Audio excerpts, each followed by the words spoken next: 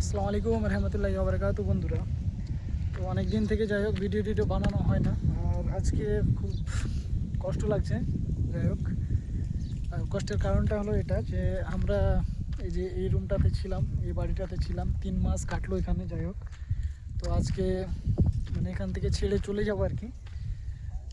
তো একটু জায়গাটাকে মিস করব, কারণ জায়গাটাও মোটামুটি ভালোই ছিল।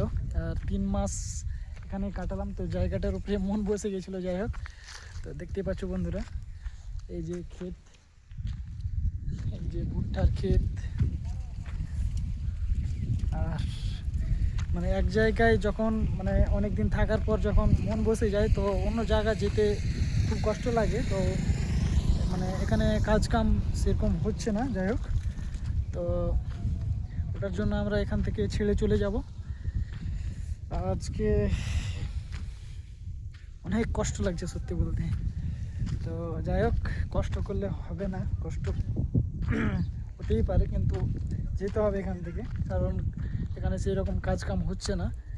তো যাই হোক, মানে আজকে বেরিয়ে যাব, কিছুক্ষণ পরই হয়তো গাড়ি চলে আসবে। আর জায়গাটা খুব মনে পড়বে। যাই হোক, বুঝতে পারছো বন্ধুরা, দেখতে পাচ্ছ জায়গাটাও মোটামুটি ভালোই এবং সুন্দর খুব। আমাদের দেখাচ্ছি, দেখো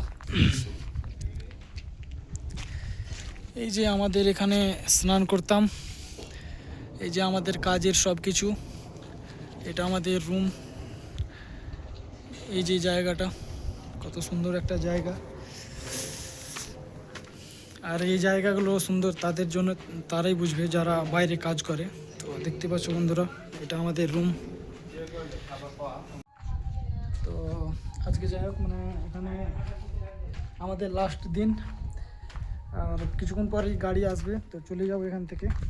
তো তোমাদের দেখাবো যেখানে আমরা যাব আর কি, মানে ওখানে ড্রেনের কাজ করবো আর কি। তো অনেক দিন হয়ে গেল বন্ধুরা, ভিডিও সেরকম বানানো হচ্ছে না, কারণ একটু টাইম দিতে পারছিলাম না।